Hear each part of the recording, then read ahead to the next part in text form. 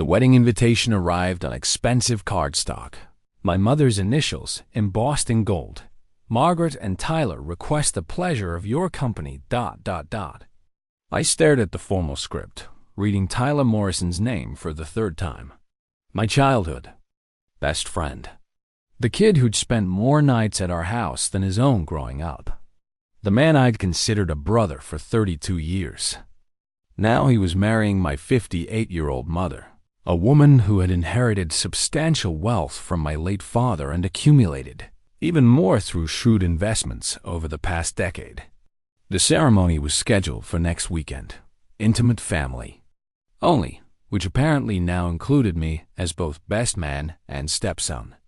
I set the invitation on my desk at Morrison & Associates Financial Planning, the firm Tyler and I had built together from nothing 8 years ago, and felt something cold settle in my chest. This wasn't the romantic whirlwind. This was a calculated move. What Tyler didn't realize as he planned his strategic marriage was that my mother's wealth was largely theoretical.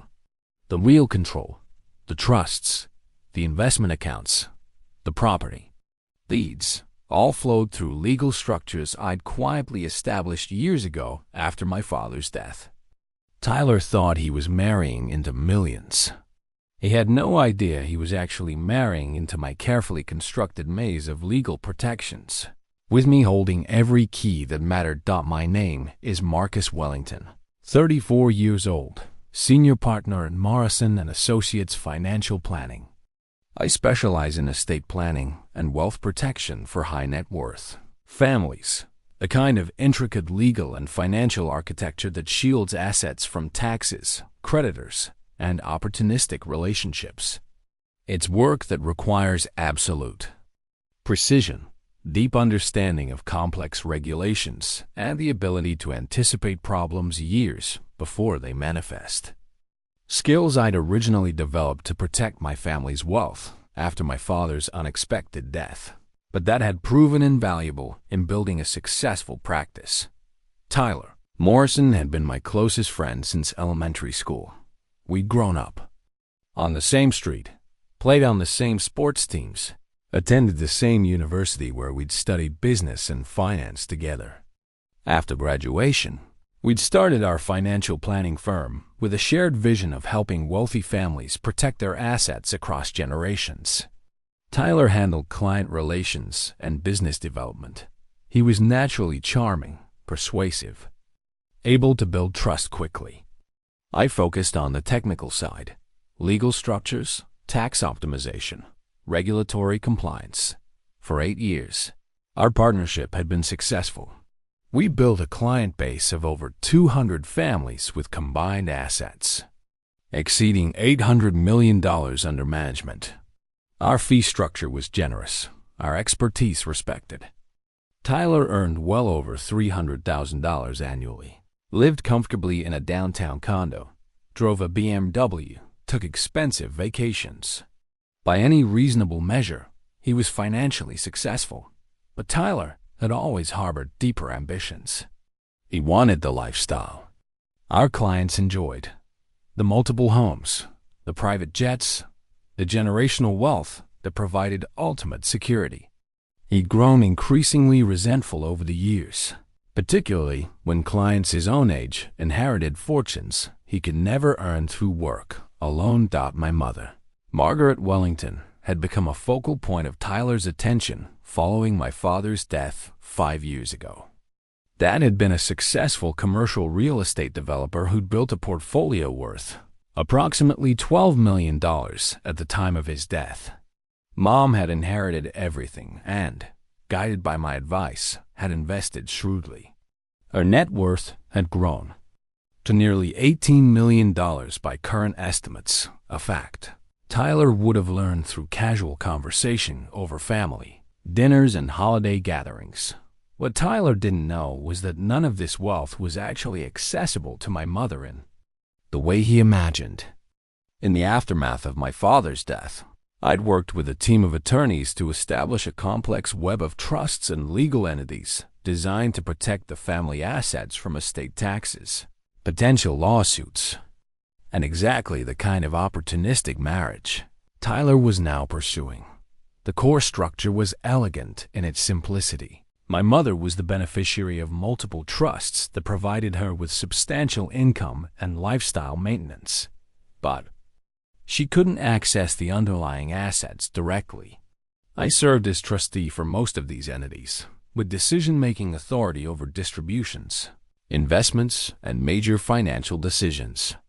On paper, my mother appeared wealthy. In reality, she lived comfortably on controlled distributions from funds she couldn't directly touch. I'd implemented these protections not out of mistrust of my mother, but from professional understanding of how quickly family wealth could be dissipated through poor decisions, predatory relationships, or simple bad luck. My mother had agreed to the arrangements enthusiastically, having witnessed too many widows lose everything to financial advisors, romantic partners, or their own lack of investment expertise. Tyler's courtship of my mother had begun subtly about 18 months ago. Initially, I'd attributed his increased attention to genuine care for a family friend going through grief and adjustment. Tyler had always been charming with older women, able to make them feel special and appreciated. When he began visiting my mother regularly, bringing flowers, taking her to expensive dinners, I'd seen it as kindness rather than calculation. The shift became apparent gradually. Tyler's questions about my mother's financial situation grew more pointed. He began offering unsolicited advice about her investments, suggesting strategies that would have given him greater insight into her actual wealth. He started encouraging her to be more independent in her financial decisions, subtly undermining my role as her advisor. Marcus means well. I'd overheard him telling her during a dinner at her house 3 months ago, but you're a capable woman. You shouldn't need your son's permission for every financial decision. That comment had triggered my first serious suspicion. Tyler knew better than anyone the complexity of high net worth estate planning. His suggestion that my mother should make independent financial decisions revealed either stunning professional ignorance or deliberate manipulation. Given his expertise, I knew which it was.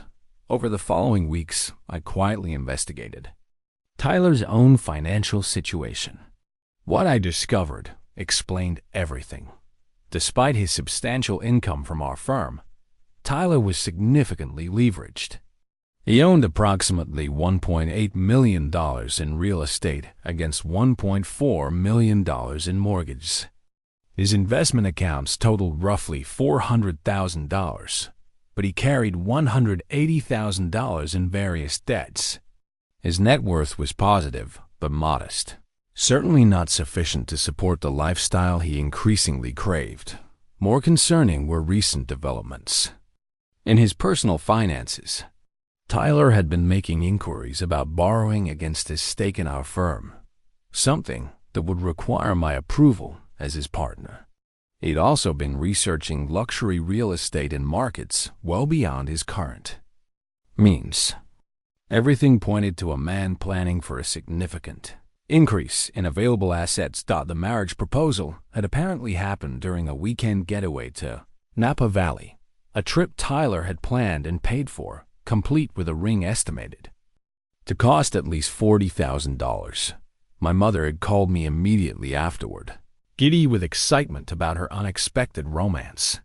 I know it seems sudden, she'd said, but Tyler makes me feel young again. And he's so financially savvy, he'll be able to help manage all the complications your father left behind. That phrase, manage all the complications, confirmed my worst suspicions. Tyler had been systematically convincing my mother that her current financial arrangements were unnecessarily complex, that marriage to him would simplify everything. He was positioning himself as both romantic partner and financial advisor, a combination that would give him enormous influence over her decisions. The wedding invitation in my hands represented the culmination of Tyler's 18-month campaign. In one ceremony, he would gain legal access to what he believed was $18 million in readily available assets.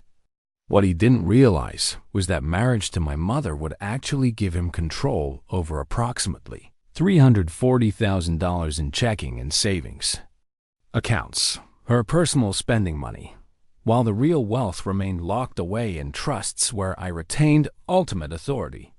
I spent the rest of that day reviewing the legal structures I put in place, confirming that Tyler's marriage would not affect my trustee powers or access to the underlying assets. The protections were solid, legally bulletproof. Tyler would discover after the marriage that his new wife, while comfortable, was not the financial windfall he'd anticipated, but simply allowing Tyler to marry my mother and then discover his miscalculation felt insufficient. He was exploiting a woman I loved, manipulating her emotions for financial gain, and betraying our friendship and business partnership in the process. The situation called for a more comprehensive response.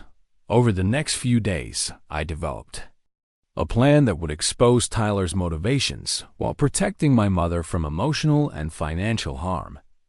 The approach required careful timing and absolute precision, qualities that had served me well in estate planning and would prove equally valuable in dismantling Tyler's scheme. First, I arranged a meeting with my mother under the pretense of updating her will before the marriage. During our conversation, I carefully probed her understanding of Tyler's motivations and her own financial situation. Tyler says we should simplify all these trust arrangements after we're married, she mentioned casually. He thinks it's unnecessarily complicated to have you managing everything. What specifically has he suggested? I asked, keeping my tone neutral. Well, he thinks we should consolidate the accounts, maybe move some of the investments to his firm for better management. He says having everything spread across different trusts just creates unnecessary paperwork.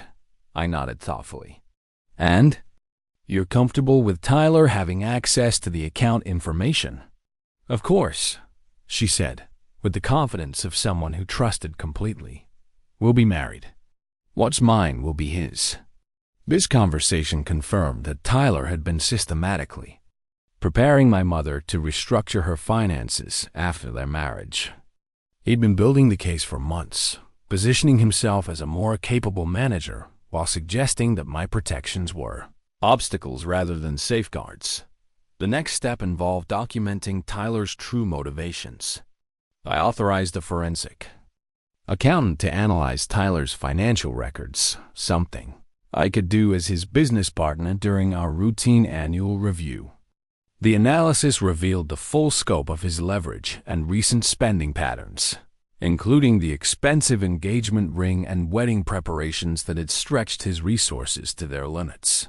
I also had our firm's PI conduct discrete background checks on Tyler's recent activities, discovering he'd been researching luxury properties in markets like Aspen and Martha's Vineyard, locations that would require the kind of wealth he expected to access through marriage. With this documentation compiled, I scheduled a private conversation with Tyler under the pretense of discussing business matters before his honeymoon absence. I need to review the partnership agreements before you take time off, I said, inviting him to my office after hours. Just some routine updates related to married partner obligations. Tyler arrived confident and relaxed, clearly anticipating a smooth conversation about administrative details. I had prepared a comprehensive presentation. Before we discussed the partnership updates, I began. I want to share something important about my mother's financial situation. As her advisor and trustee, I think you should understand what you're actually marrying into.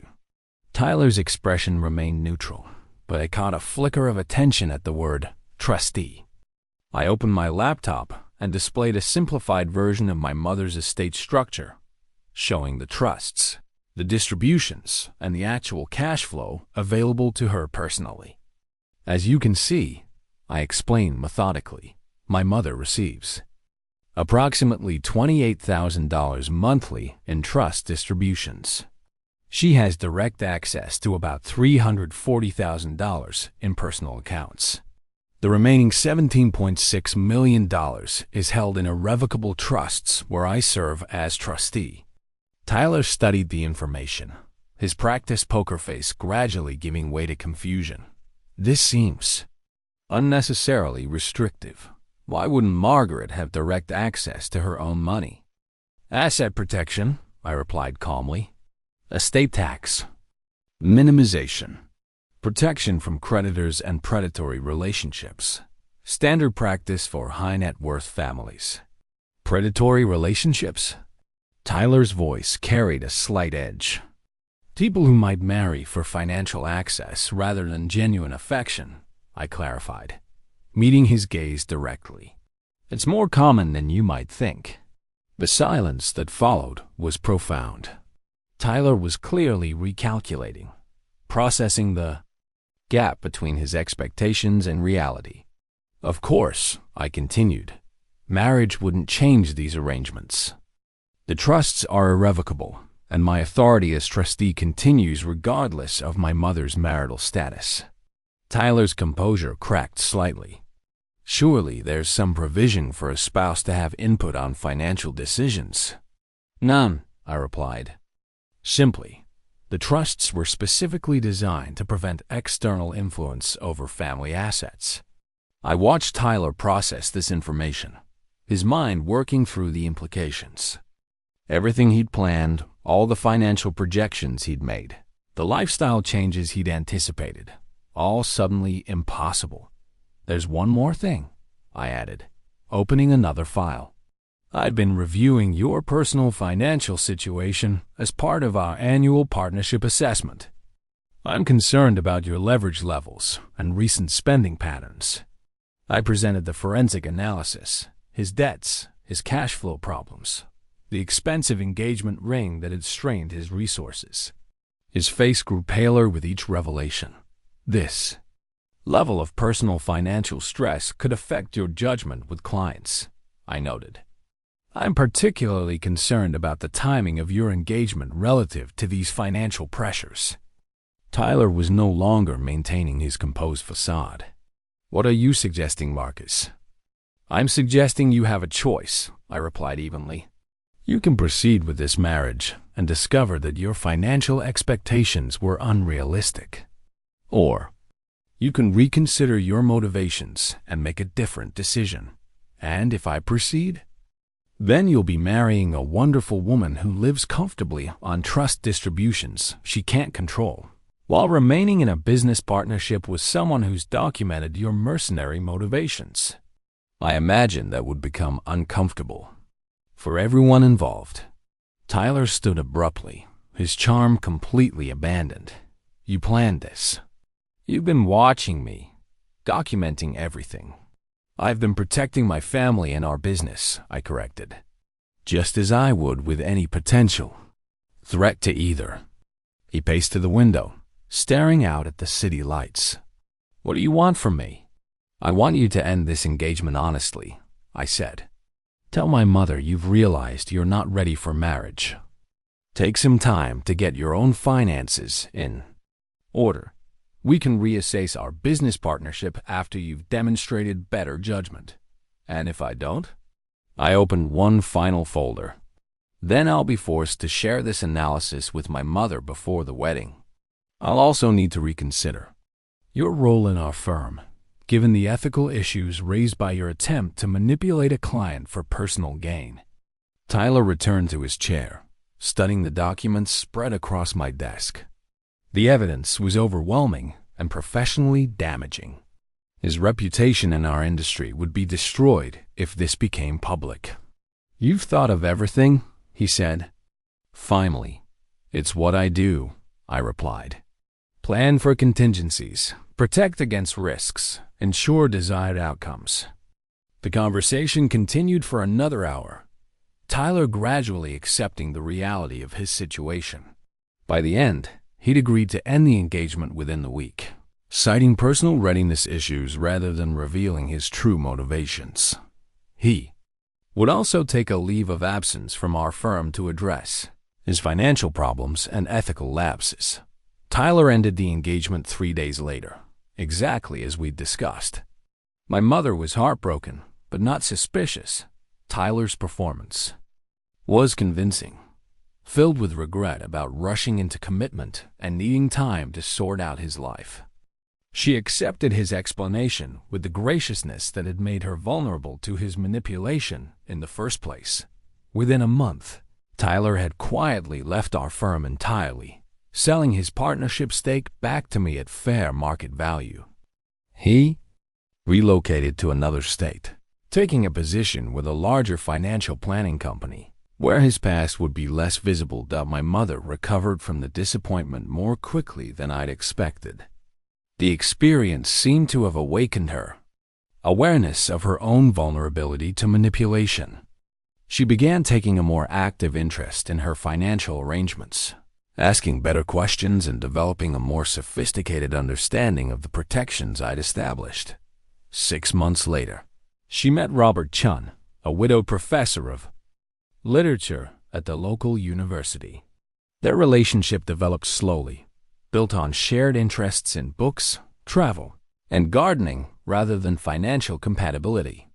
When they eventually married 18 months later, it was clearly a union of genuine affection rather than calculated opportunity. Tyler's attempted manipulation taught me valuable lessons about trust and verification, even with those closest to us. I implemented new protocols for our firm regarding employee financial reviews and ethical standards. More importantly, I recognized the need for ongoing communication with my mother about potential threats to her financial security. A year after Tyler's departure, I received a brief email from him. "I want to apologize for everything. You were right to protect your family. I hope someday you can forgive me." I never replied. Forgiveness was possible, but trust, once broken so calculatedly, couldn't be easily restored. The experience reinforced my professional understanding that wealth attracts those who would exploit it, but proper planning could neutralize most threats. Tyler had seen an opportunity and methodically pursued it, not realizing he was walking into protections I'd established years earlier. My childhood friend married my wealthy mother for her estate, never realizing I controlled everything. His miscalculation cost him not just his romantic scheme, but his career and our friendship. In the end, the protections I built weren't just financial structures.